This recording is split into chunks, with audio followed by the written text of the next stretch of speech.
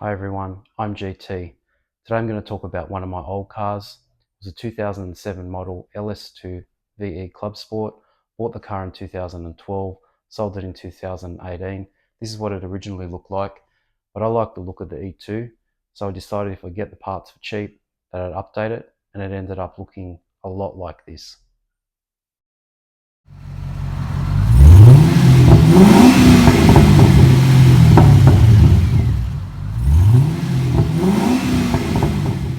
I bought this clubby in mid 2012. It was just over 5 years old. It's a 2007 model. It had under 50,000 Ks on it. Everything on it was pretty original, including the wheels, the full body kit, the interior. Nothing had been modified, including the exhaust. Most people refer to the early series VE HSVs as E1, but HSV classifies them differently. Initially, when they released the HSV, it was a 307 kilowatt motor.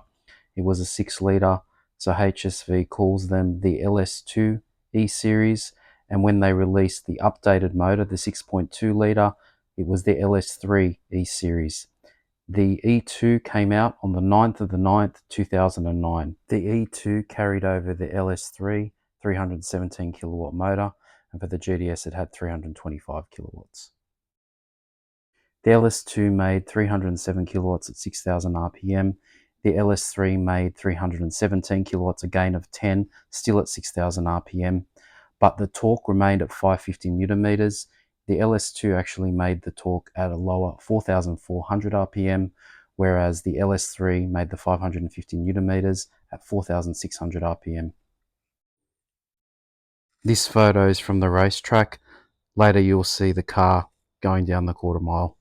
Here you can see the standard body kit, the original exhaust tips, the 307 badge.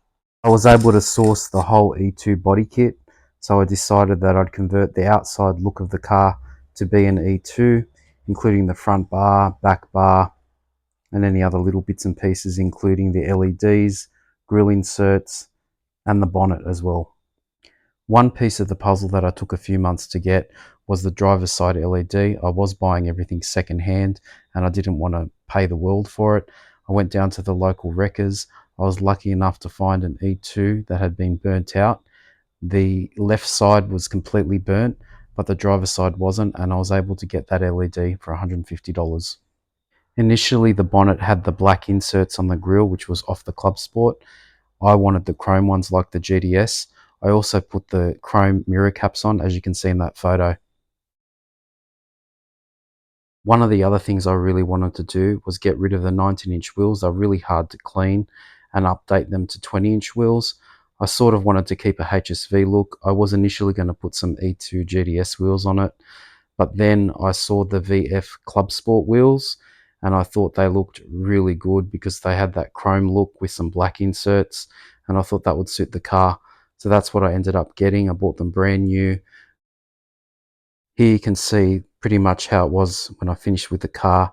You've got the VF Clubby wheels. The grille inserts are now chrome like the GTS. I've got all the new big badging on the bonnet.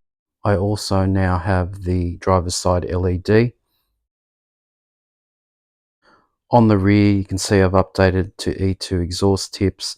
I've got the HSV flag on the right. The original R8 badge is there. The 307 badge, I did change that later on.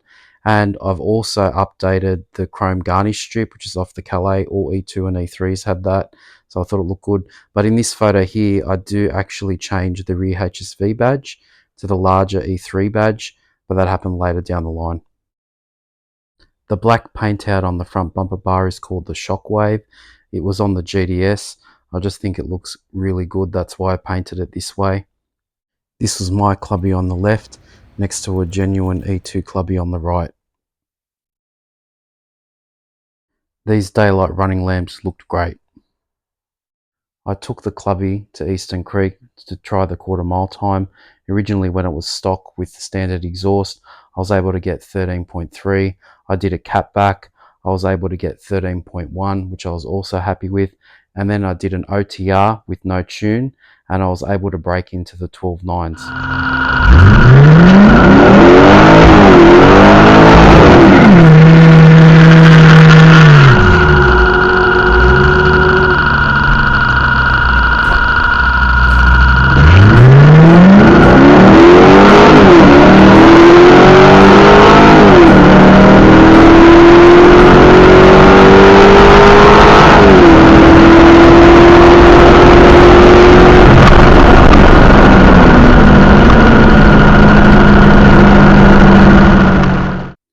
This is a photo of the day that I was able to get 12 nines.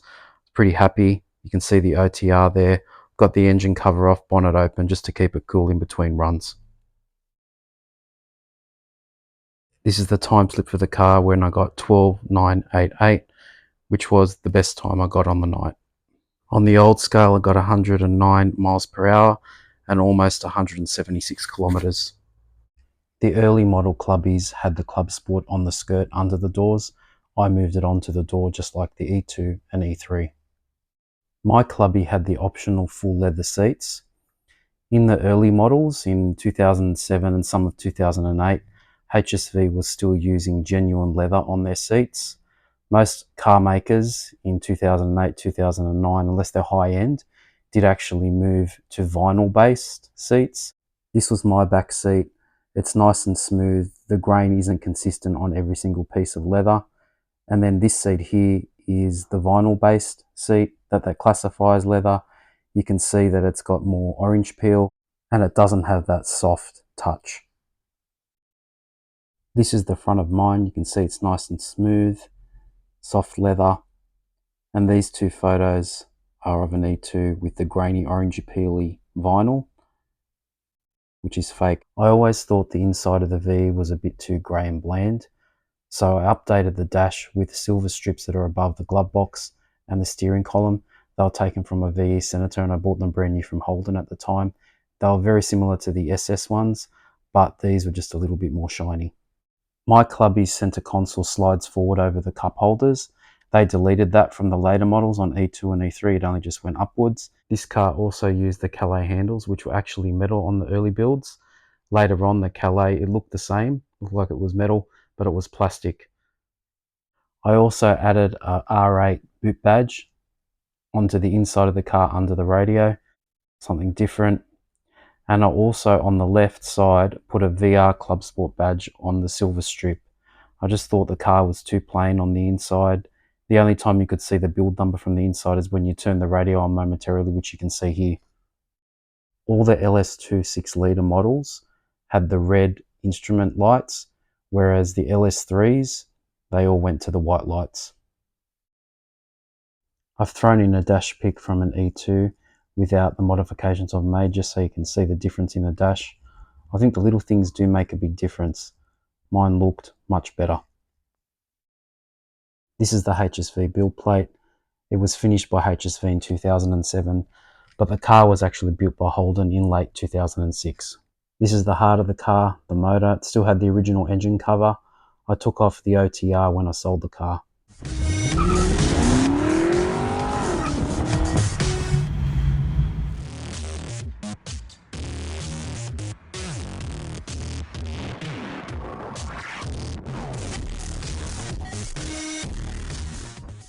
The VN that you can see there in the background will be another video someday.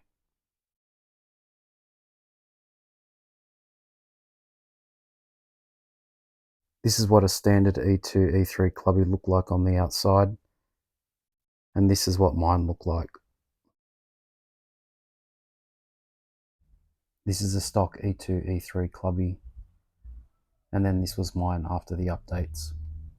My door molds were also updated to chrome instead of the rubber. And to finish up, this is one of the before shots, and this is the after shot.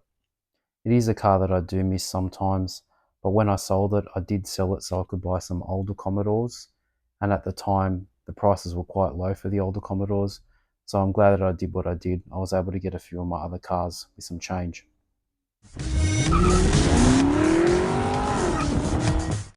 I'm GT, thanks for watching, and I'll catch you next time.